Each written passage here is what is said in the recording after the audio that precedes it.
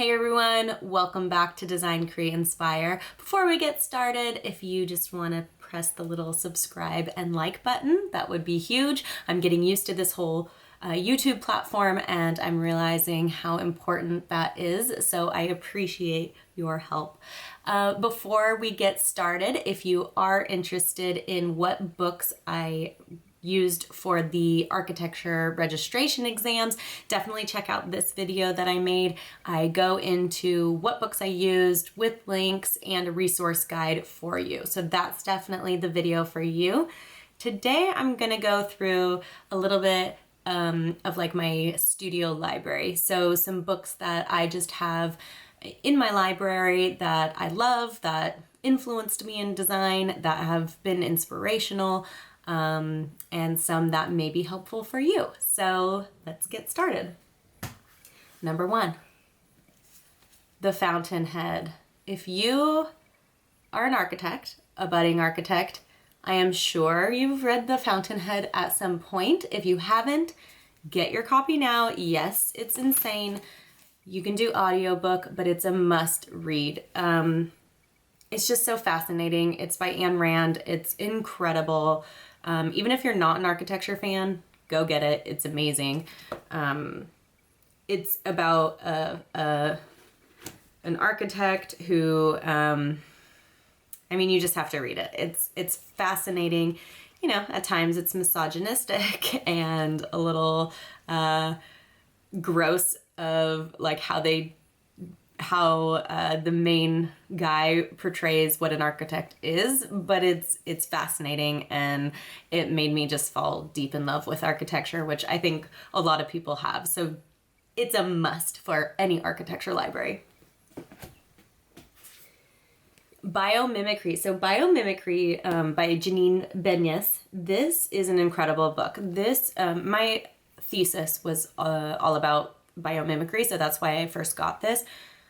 And if you don't know, biomimicry is the study of nature to design and create for us, basically, learning from nature to design.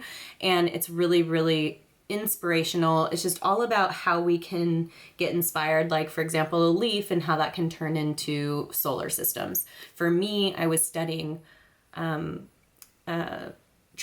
which are like the little hairs on plants, and spider webs, and lotus leaves, and I was seeing how those interacted with water and how we could develop a panel system to harvest water. So even if you're not working in like a thesis, just the information in here to broaden your mind and your creativity is really amazing and totally worth reading, and it's very inspirational. I feel like it'll lead to new ideas and better designs.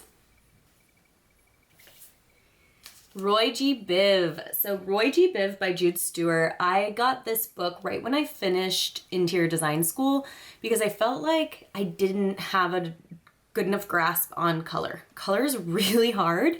I think paint is really hard. Selecting color, it's so complex that it was often intimidating. And so I got this book, and it's all about color in totally crazy ways. It talks about like how things first started, like pink, how pink was actually a royal color and made for men, and then how the feminist movement actually brought it over to the women, which it's like backwards, and you know, I won't go all into it, but like, yeah, pink is the navy blue of India, it says. That's funny, I turned right to it. But even like, you know, the different colors and the meanings behind them and how we can use those in design and evoke certain emotion.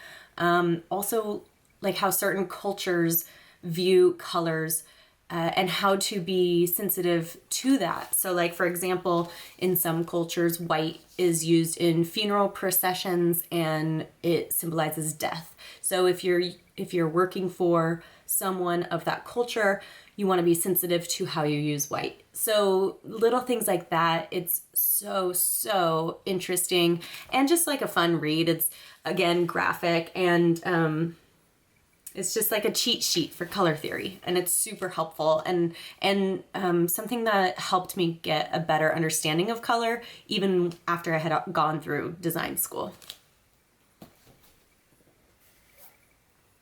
So interior design since 1900. This was a school required book, I believe, but this is just really fascinating. It has a lot of really cool chairs and furniture, which I'm obsessed with. So like this why can't I say his name? Alvar Aalto, his chair right here.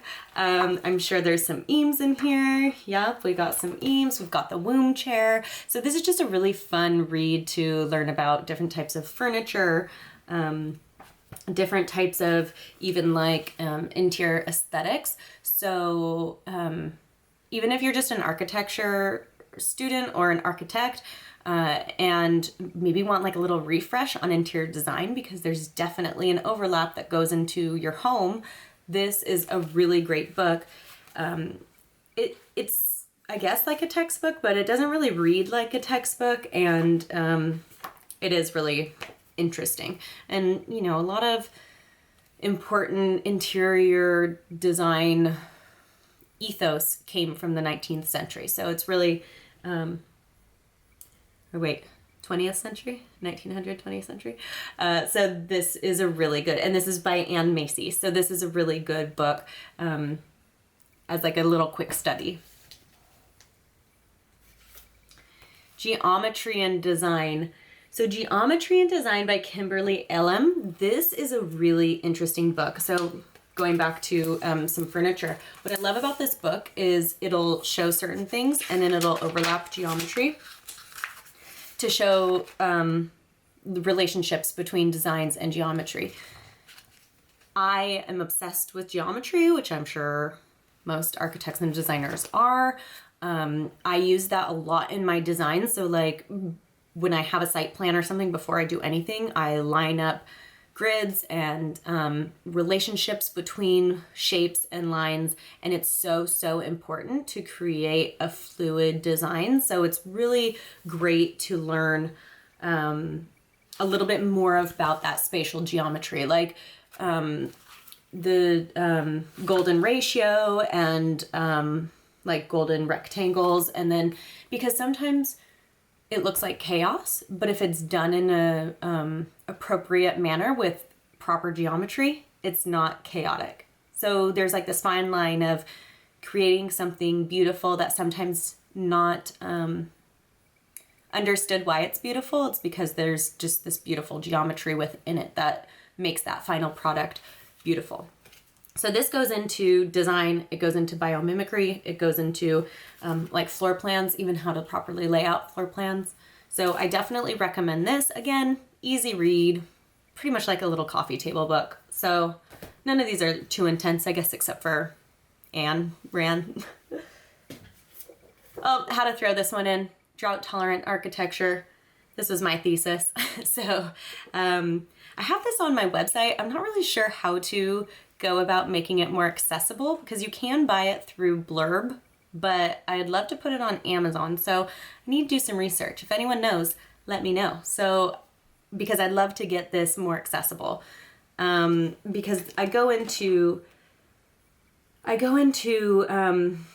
the research about droughts, and I go into the research about water and harvesting, and then I also go into biomimicry and how we can learn from nature and what that means, how we can incorporate science and technology in design, and how that can help us develop healthier cities and more sustainable environments. And then I go into of course, like the actual design and architecture of a biomimicry museum. And it's just fascinating. So hopefully I'll make that more accessible. If you do want to check it out, you can go on my website under resources. You can find it there. All right, Hand Drawing for Designers. This book looks so old. It's all yellow. By Douglas Stijl. This was a undergrad requirement, but I kept it because it's very fascinating. If you want to learn how to be a better sketcher, this is really helpful for learning how to sketch even things like learning how to do landscape better, or perspectives, or floor plans, spatial relationships, just how to go about like certain hand rendering, how to use color appropriately, you know, how to do the perspectives by hand, you know, methods for that. So this is a good one just as a basic if you want to learn how to become a better sketcher, if that's maybe your goal for this year.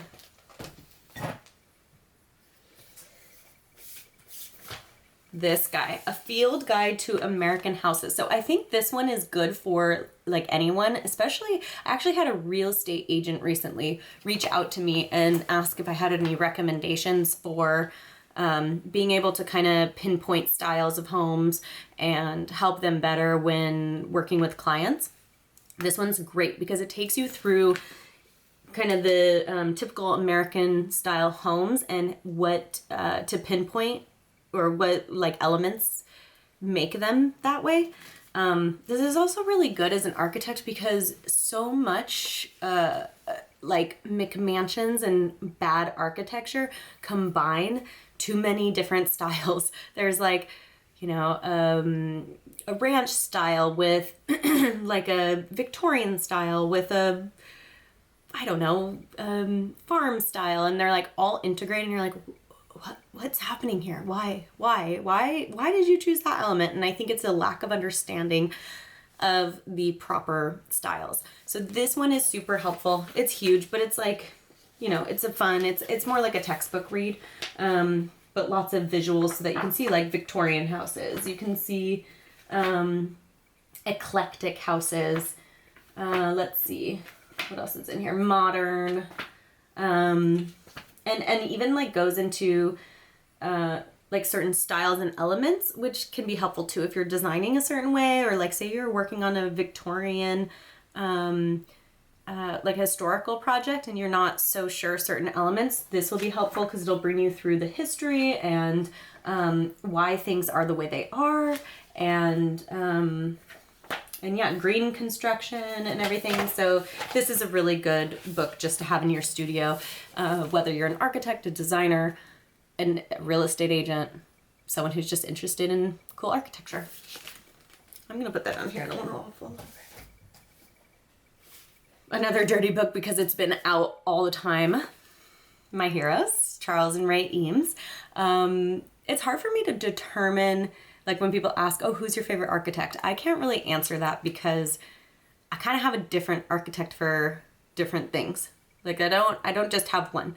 But Charles and Ray have been, I think, pivotal for me in this industry. I really appreciate what they do. I also really, really love how they have been able to pivot from one thing to another. They're not just architects. They're not just furniture designers. She's a painter. They make movies. They do installations. They do architecture. They do interior design. They do furniture design. And I've always really appreciated how they didn't fit into one box. They kind of took their creativity, they took their ideas and went with it. They allowed themselves to change and to go with the flow. And I love that. I think so often if I'm sort of going into a different realm, I can be asked, oh, well, you don't want to do architecture anymore? You want to do this instead? And it's like, no, I want to do architecture, but I also want to paint, and I also want to do a podcast, and I also want to do video. And, you know, I think they're very inspiring to show that you can do a bunch of different things. And so this just goes into some of their work, some of their famous pieces. I mean, they were wild. I think they've got some controversy for sure if you know much about them in terms of like how he treated Ray. But I mean, feels like typical for the old times. But yeah, I think there's a lot of inspiring ideas in this. So yeah, it's Charles and Ray Eames, Designers of the 20th Century by Pat Kirkham, and I'll link all of these below.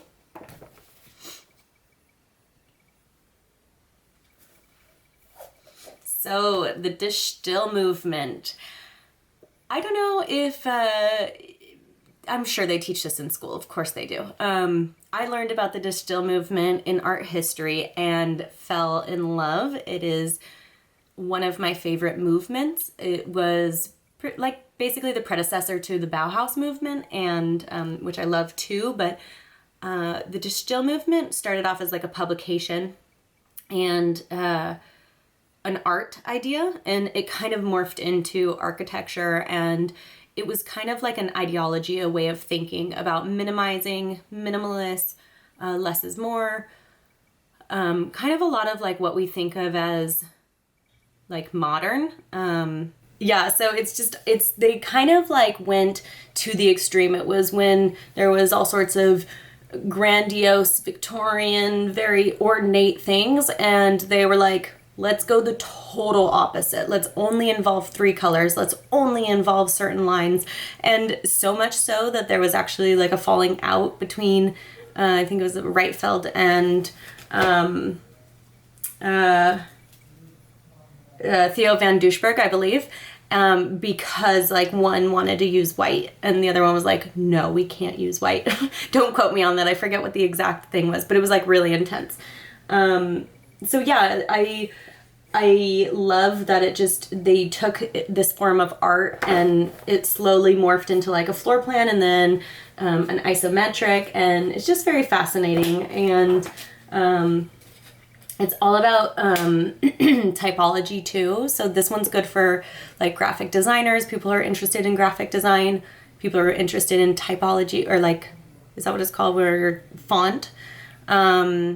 And like early, like pre-Bauhaus, pre-modernism. So this one, again, the Stijl movement was pretty influential in my design career. I ended up going and studying abroad in Amsterdam because of it and learning more about architecture through that whole like Dutch culture. And it's just beautiful and amazing. So check it out if that sounds like something you would be interested in. Oh, Visions of Utopia. Yeah, they're all about like a utopian world, so which is pretty fascinating and interesting just to like read about. So interiors and introduction. Again, this was a textbook from undergrad, but it's just interesting. And I think too, for architects who maybe didn't start with interior design, it's interesting to work through because it talks about certain materials and interior elements that you may not have explored much in architecture school, but can be really, really, really influential to your architecture layouts and how you perceive it. So even like the furniture placement and that sort of thing, I think is important as an architect to have an understanding of. So interiors and introduction, you know, if you're just looking to read more about interiors and get a little understanding about that.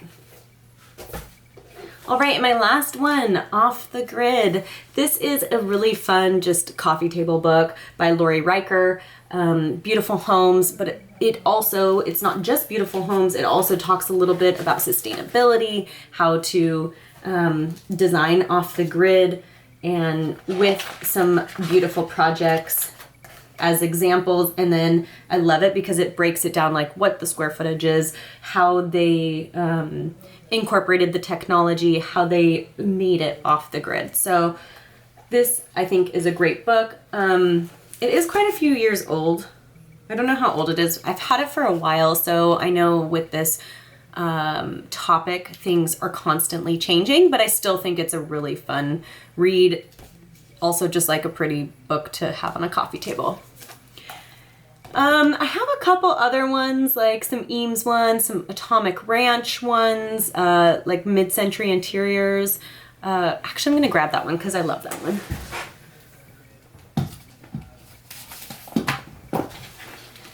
So I have quite a few other ones, like also, I don't know if you can see the art book. That's a classic, such a good book. I just didn't want to like overwhelm or like bring all my books.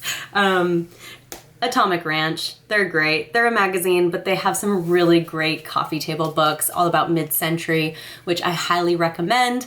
What I love about these two is it gives you fun ideas. And then also just like gives you the names of the different pieces, like the furniture and, you know, the different features, which is very helpful. So I think that's pretty much it. I'm constantly evolving. I have quite a few books in my list that I want to read, and I haven't yet. So I